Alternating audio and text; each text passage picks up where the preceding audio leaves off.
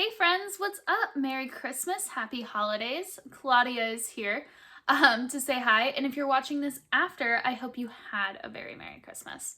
Um, I know it is Christmas Day, but I wanted to make sure to show up for you guys because I know the holidays look so different for a lot of us this year.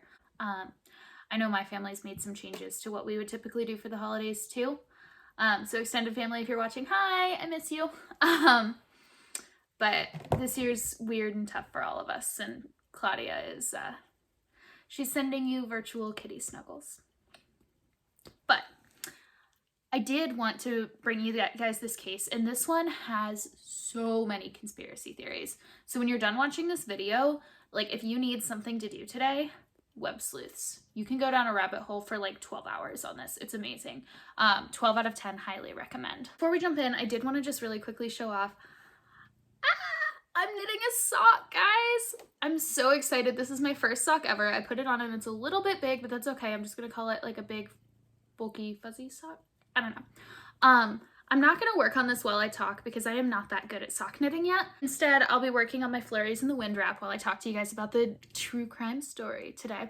I'm also, and don't tell my dad because I filmed this the day before Christmas and I'm wearing his Christmas present.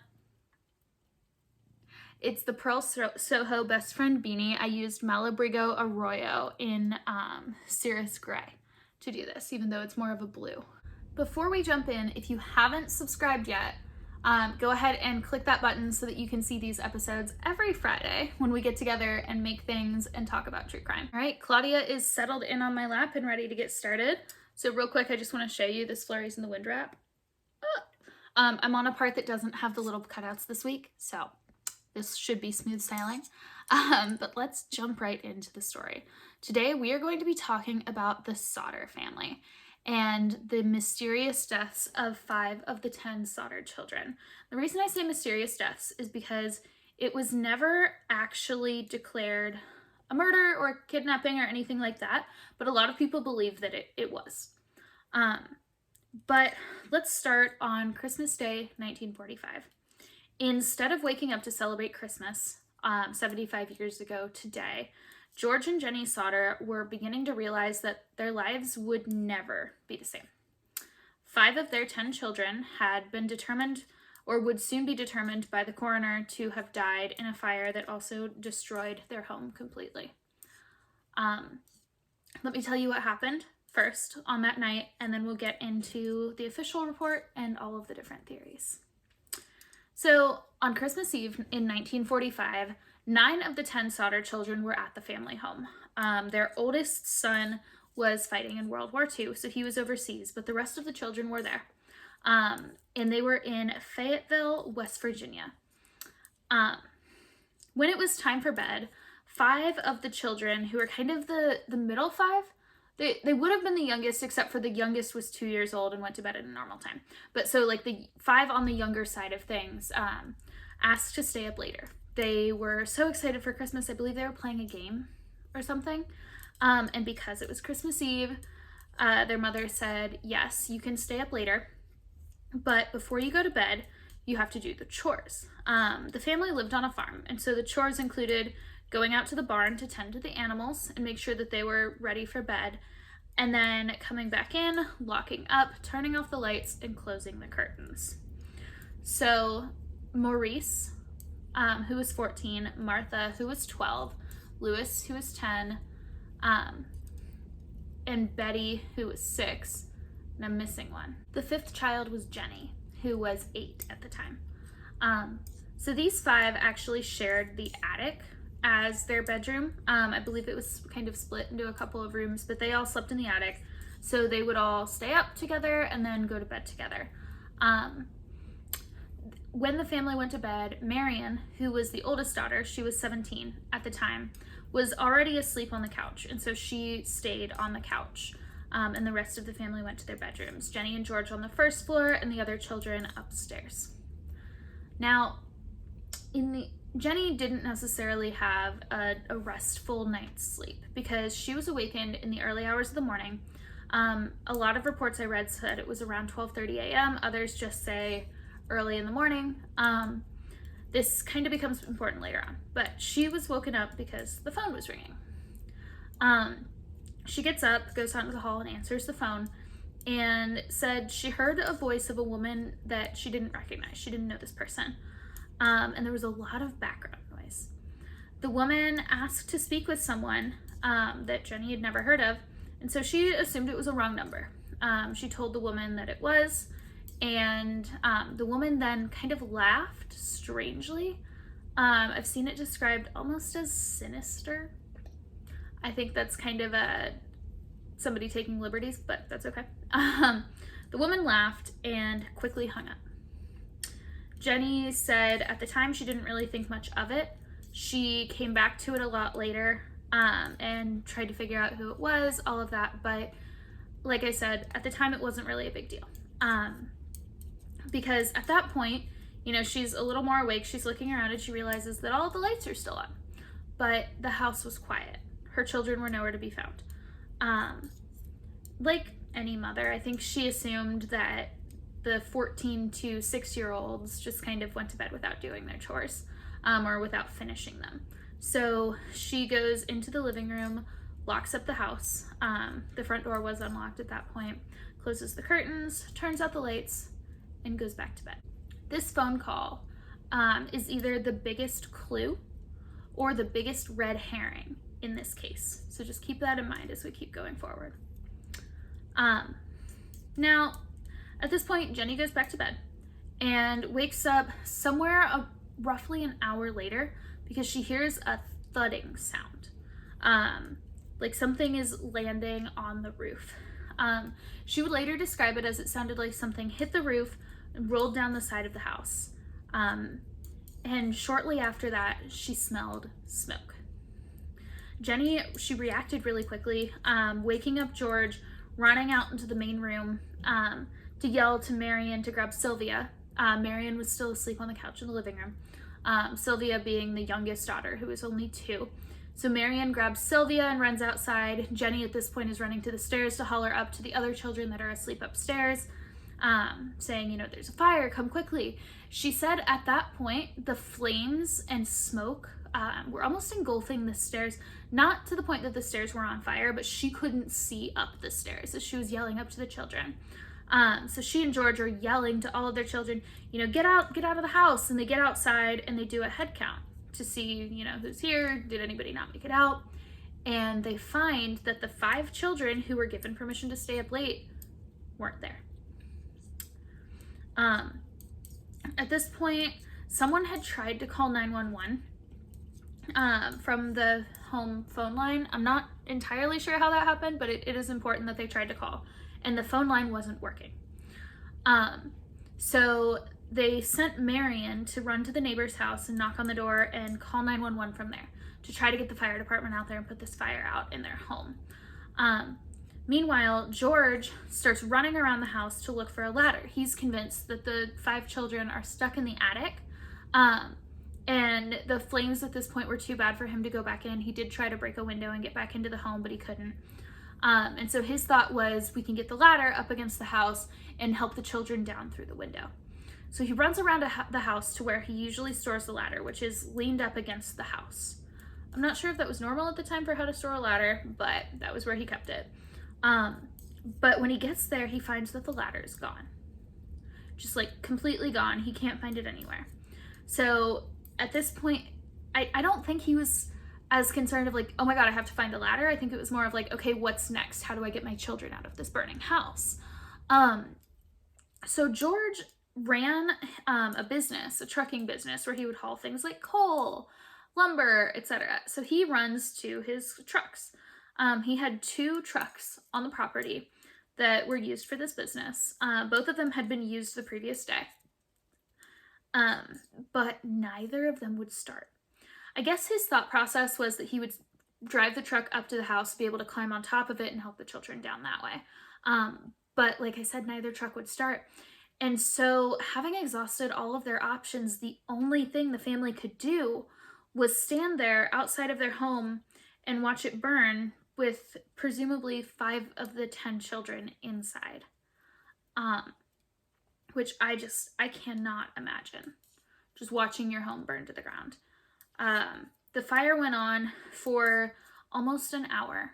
And by the time it burnt itself out, all that was left of the family home was ashes. The fire department didn't arrive until 8 o'clock the next morning. I guess they had called several times from the neighbor's house, and ultimately the neighbor went into town to track down the fire chief. A lot of reports, like official reports, said it was because of the holiday that it was hard to track people down. They didn't have like a fire alarm system back then. It was more of like a phone chain, is what it was described as. So basically, by the time they get enough firefighters mobilized and together and out there, it's 8 o'clock the next morning. The fire's been out for 6 hours at this point. And with the fire department comes the local police. Okay, so you remember how I said at the beginning that there's a lot of different theories on this one? This is where things split. I'm going to start by telling you the official reported, like what happened, basically. And then we'll get into what the family thinks and then some of the other theories. But just, you're not going to like the official one. I don't like the official one. But this is what they said. So the fire department, the police, and the coroner arrive at 8 a.m. On Christmas Day. And the fire department, they did some investigation and determined that the fire was a result of faulty wiring. And that this fire had originated in the basement of the home. The coroner then looked through the fire and the situation and basically ruled that the 5 missing children had to have died in the fire. That, you know, they weren't anywhere to be found, so they must have died in the fire. He did declare them dead. The cause of death was either by fire or suffocation from lack of oxygen in the fire. And at this point, the case was closed. It really only took a few days for all of this to be settled and done. And, you know, really, I guess the case was never even opened. You know, they never considered this a homicide or a kidnapping or arson even. It was just, you know, this is a tragedy. We're very sorry. Merry Christmas. Which you don't love. And George and Jenny didn't love it either. They honestly, like, could not accept this explanation. They recalled a few things that just immediately said that this was wrong. For example, as the house was burning, several lights remained on. Jenny even recalled turning a light on when she ran out to wake up Marion. But the one thing that really stuck with me was one of the things they remembered being on, and was on even as like they had decided or realized they couldn't get back into the home, were the Christmas lights. And they stayed on for a while. So if it had been a wiring issue and wires had, you know, burned and been exposed and it had started in the basement, as the fire department said, there's no way that the lights would have been able to stay on like that. So the story and their recollection of the fire really didn't add up. The other thing that Jenny pointed out was, you know, when she ran to the stairs to yell upstairs to the children, the smoke and flame were like covering the stairs and she couldn't see all the way up the stairs. If the fire had started in the basement, that wouldn't have been the case because it would have come from the floor instead of coming from above, which is what it looked like to her. So that didn't add up, and it also didn't explain the thud that Jenny heard on the roof. In the days that followed the fire, they started to find more evidence that supported their theory. The ladder was found. It was actually hidden in a ditch along the road near the home, which didn't make a lot of sense for George or his sons to have left it there. You know, he kept it stored on the home because he would use it on the home.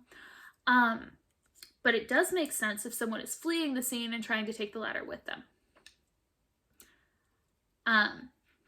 They also, if you remember, they tried to call 911 that night from the home phone, and the wire was, or the phone was dead. It didn't work.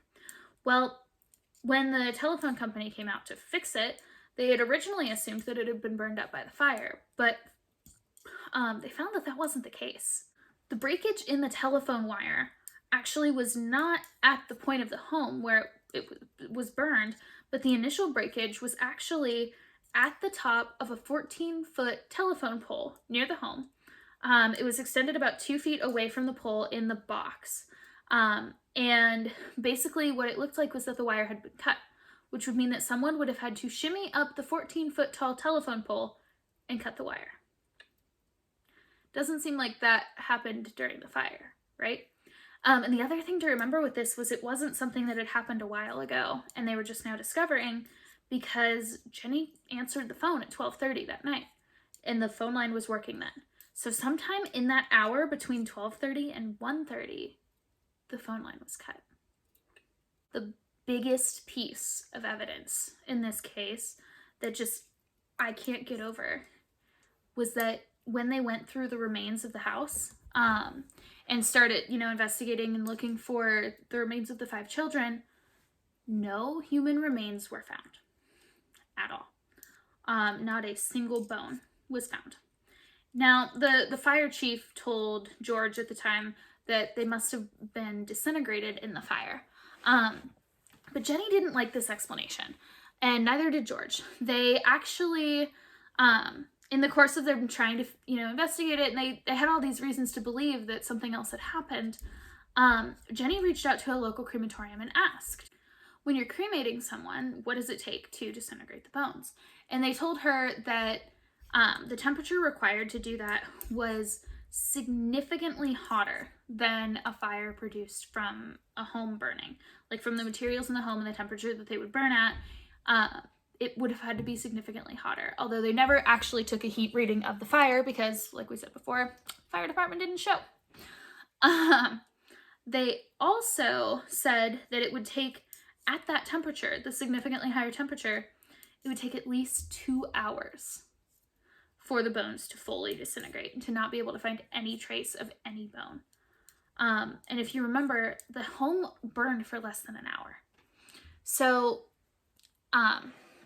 Jenny was very suspicious of it at this point. They both were. I keep saying Jenny because she's the one who was reaching out about this. She actually did some experiments with chicken bones in her oven and in a fire pit, just to try to understand what the bones would look like after that, approximately the temperature that the home would have been when burning. And basically she just got scorched chicken bones from the experiment. So it is worth mentioning as we're going through this that it took some time for the family to, first of all, process, and second of all, start to question what the officials had told them. And the reason I say this is because a few days after everything, it's case closed, or there's not even a case, George had actually bulldozed the site.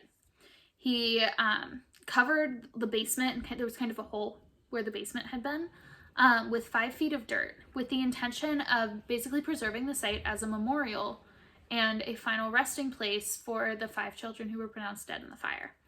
At this point, they were assuming that the children's ashes were mixed with the ashes of the home. And instead of building a home over this same spot on the property, he was going to create a memorial here and rebuild in a different location on their property. So the site at this point was basically ruined. They're still able to dig through the dirt and do searches and things like that, but it's not preserved in the same state that it was that night. When he did this, he of course had no idea. He basically was trying to create some closure, allow the family to grieve, and then to start to rebuild. Now, so as the family started looking for the children, they started to call them missing, possibly taken. They didn't use presumed dead or anything like that. They started putting things out and just looking for their children. They were looking for people who had seen the children or for any witnesses of the fire that night to help them just put the pieces together. And as they did, a lot of evidence started to come in that supported the family's version of events a little more than it supported the police's version, or the official version of events. There were 4 key witness accounts that came out that really pointed in the direction of like, hey, something else happened. The first was about the fire. So an overnight bus driver that was driving near the home at the time that the fire would have started reported that he had seen what he described as fireballs being thrown onto the roof of the house, or kind of like coming towards the roof of the house. It would explain what Jenny heard that night, and it would explain it would support the theory that the fire started from the roof, which was what it looked like from the way the home burned. A neighbor recalled seeing the 5 children go by in a car that she didn't recognize while the fire was burning. She said she didn't see the drivers, but she did see a couple of the children looking out the window and claims to have seen all 5 of them. 50 miles away from Fayetteville, a waitress reported that the next morning she served Christmas breakfast, or breakfast on Christmas morning, to the 5 children. She didn't recall any adults that were with them. She said there were adults, but didn't recall anything specific about them or how many there were. But she did distinctly remember these 5 children. Later on, a woman said that she saw 4 of the 5 missing children. She didn't say, or I couldn't find which 4 or where the 5th child was. But she saw 4 of the 5 missing children from the posters and things at a hotel in South Carolina. The children were with 4 adults, and the entire group who was speaking Italian, specifically the 4 adults. She said that she tried to approach the children and speak with them, but when she did, when one of the adults noticed, they spoke very quickly and harshly in Italian and herded the children away from her. I do want to point out about that clue, there's a lot of things that don't quite line up there for me. One of them being that the woman didn't speak the language that the adults spoke to the children, but assumed it was Italian, most likely because of the family's Italian heritage. She also, her tip came in after the family started to offer a reward, versus the others, which came in sooner. So it is possible that it was similar, but not quite, and that she was looking for reward money. I don't know if I believe in that or not. It's worth knowing, right? Or worth noting. The family, they did offer a reward, like I just mentioned. They put up a billboard and initially offered $5,000 for information. They later raised it to 10, but this billboard would stand near the family home for almost 30 years, with pictures of the 5 missing children, calling them missing, possibly kidnapped. They did keep looking over the years. And as time went by, even as the case grew cold, the family never really let off the gas in this. They did additional searches of the site for clues. One of these searches did turn up a few bones and some kind of an internal organ. These things were tested, and when they were, it was determined that the organ was actually a cow's liver, and that the bones were from someone who could not have been any of the 5 missing children because this person was significantly older than all 5 children. The bones also didn't show any sign of exposure to fire. There was no fire damage, no burn marks, not even like heat exposure. I guess bones react to heat. That makes sense, right? But none of that was found on the bones. So they have not identified whose bones these were yet. And I don't know that they ever will, but nothing came of that. The family did go back to the police to try to reopen the case several times over the years, but it was never reopened. There were some investigators with the police department that did look into it without reopening the case, especially those that grew up in the town knowing that this had happened and were aware of this case as children. There's one even now that is very active on Web Sleuths, continuing to look into this case, who's now a retired detective from this police department. So go check her out on Web Sleuths, or go check out her theories, because obviously she knows a lot about this case. But over the years, they were never able to reopen it. The deaths are still declared as, or the children are still declared dead from fire or suffocation. That has never changed. Now, there was one more clue that came, or one more clue up until this point, right? I mean, it still could be found, right? But it came in 1968. Jenny received an envelope in the mail with no return address. It was postmarked from a city in Kentucky. I wasn't able to find which city, and I don't know if they've shared that information. But postmarked from a city in Kentucky, and the only thing that was in the envelope was a photograph.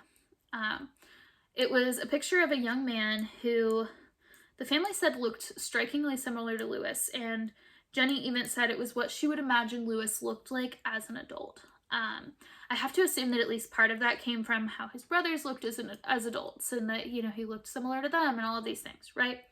But it was a black and white photograph. And on the back of the photo was written, Lewis Sodder, I love brother Frankie, and then ILIL boys. So Illil boys, I don't know what that is. And then a serial number of some kind. So it was either A90132 or A90135. It was handwritten, and I guess the numbers looked pretty close, but they're pretty sure it was a 2. The family was very hopeful to receive this. They thought it was Lewis in the picture, and that they had found at least one of their children alive. So they hired a private investigator to go to Kentucky and track down either the sender of this or the man who was actually in the photo. The investigator left West Virginia. He had his fee. He, was on his way to look for them and was never heard from again. They don't know if he just kind of ghosted, ran away, took the money, taking advantage of the family, or if something tragic happened to him. But that was the last that the family heard from him, and the last major clue that the family has gotten. Now, at this point, the only surviving member of the family that was there that night, there on Christmas Eve, is Sylvia. She's the youngest and was 2 years old at the time that this happened. But her children and her siblings' children and all of their grandchildren are keeping the search alive, and they're continuing to search in the hopes that they'll be reunited with members of their family after all of these years. Now, let's get into some of the theories. And I call them conspiracy theories because honestly, some of them sound like it. Like I said in the beginning, there are a lot of theories about this case. If you need something to do today, go down your web sleuth's rabbit hole. I promise you will be entertained and probably convinced of a lot of things by the end of the day. It's a trip. But just when you do it, remember that nothing on web sleuths has to be verified to be posted. So that's my disclaimer. There are a couple of main theories that I've come across in my research. I've seen repeated several times. They kind of, I see where they could make sense. So I'm going to cover a few of them to kind of kick you off on your rabbit hole, or just to talk about maybe some things that could have happened, right? So all of these theories are tied to the fact that George and Jenny were Italian immigrants. They had immigrated from Italy separately and met in New York, and then together had moved to West Virginia, where they became kind of a very well-known and just like a picture of a middle-class family. George had his own business. They did very well for themselves. But prior to this, they were both immigrants. Specifically, these focus on George. So George, he initially came to the United States in 1908 with his brother. But his brother quickly left, leaving George in the United States by himself. He, throughout his life was known as someone who was outspoken, opinionated, specifically around the Italian dictator, Benito Mussolini. George had a lot of strong opinions about Mussolini and how he did not like the guy. Now, if you're familiar and kind of to flash you back to your World War II history, Mussolini was a big part of World War II, right? And the Italians were fighting with the Germans, and all of these things were going on. And so being an Italian in the United States at the time, I could imagine was pretty tough. Some say that this was the reason that the home was attacked. That it was either a World War II veteran who had come home, or a family member of someone who had been killed in World War II that was just expressing their frustrations at the Italians by attacking this Italian-American family. And that this was a hate crime. I could see that lining up with the fire. especially because Sylvia has said that a few months after the fire, she was playing in the yard and found a green rubber item that looked like it could have been a bomb. It was small, it was green, or like a kind of an army green, but that it could have, you know, been something that was thrown at the house, potentially started the fire, bounced off, etc. Which would also line up with the fireball theory that the bus driver had described. But it doesn't explain where the 5 children went. Another theory that's kind of along those same lines is that instead of being someone who, you know, was affected by World War II that was attacking them for this hate crime, it was someone who was a Mussolini sympathizer. Now, this one, it seems pretty valid. You know, there was a big Italian-American community in the area that they lived. People had a lot of strong opinions, and George was very outspoken. But historians have looked at this and said, you know, it doesn't feel likely. The reality was that in 1945, most of the Italian people were pretty against Mussolini and his behavior. You would be hard-pressed to find a Mussolini sympathizer even in Italy, much less outside of Italy. So it's seen as pretty unlikely that that would have been the case. Now, other people believe that, or another theory is that this is one of the earlier cases of human trafficking in America, and that it was related to the Italian mob. Feels far-fetched, feels fishy, I know. But there are a few theories as to why they may have been targeted by the Italian mob. Some say that it's related to George's past. George, for as opinionated and outspoken and all of the things about, you know, life and politics and everything that he refused to talk about his past. Like just shut down when he was asked about it. And anything from like Italy, why he left, his childhood, all of those things, he just would not talk about. So some people believe that there was something that he was running away from in Italy that caught up with him. Others say it's because of how outspoken he was. And the mob was worried that, you know, somebody would catch on to something. Maybe he was even involved with them. You know, the trucking company could have been a front. But this then goes down the web sleuth's rabbit hole. I'm going to pull myself out of that rabbit hole and let you do your own research there. And others still say that he, you know, George had turned down some pretty pushy salesmen recently, which feels like normal today. Like, you know, you get a call from a telemarketer and you just don't answer it, right? But at the time, a lot of the salespeople, especially for things like insurance, were associated with mobs or gangs. And there was one specifically that I keep seeing in my research, that a man had come to the house, and he was Italian. He had come to the house to sell the family life insurance. George declined, saying, "We don't need this, it's expensive," you know, all those things. And when he declined, the man said, "Your goddamn house is going up in smoke, and your children are going to be destroyed. You are going to be paid for the dirty remarks you have been making about Mussolini." I think that quote is where a lot of the theories come from. And there were some theories that, you know, there weren't a lot of Mussolini sympathizers, but the mob was. And that the mob kind of liked that fascism. Again, the web sleuth's rabbit holes, right? But to go along with this, some of the older Sodder sons recall seeing a man watching the younger children. It was when they were getting off the bus to come home from school, or coming home from school.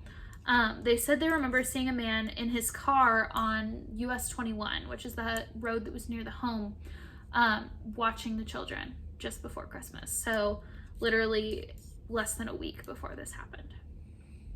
So real talk, this is the first case that I've talked to you guys about that I don't really have a strong theory about what happened. Like, I don't feel like I know what happened to the Sodder children, or who did it, or anything like that, you know? I know that I don't believe the official statement. That just, it feels too good to be true, and like they put a band-aid on something because they weren't able to actually show up during the fire. It's not believable to me. The lack of bones, I think, are the biggest thing there, more than the eyewitness accounts, because I know eyewitness accounts can be fishy. They don't generally hold up in court as well, but the lack of the human remains is really what does it for me there. The picture in the mail really hits me too. It actually reminds me of something else that I've been reading about that was becoming more and more popular during the time, which is some of like the orphanages, the boys' homes, the girls' homes, etc., that were, I don't want to say becoming more popular, but becoming more frequent. If you've read about Miss Georgia Tann, this just like strikes me as something that someone like her would have been involved in, but in Kentucky instead of Tennessee. If you haven't read about Miss Georgia Tann, oof, that is another rabbit hole to go down. I might actually talk about her one of these weeks because she was a very bad person. But the reason that I think of that is because of the ILIL boys and the serial number that was on the picture.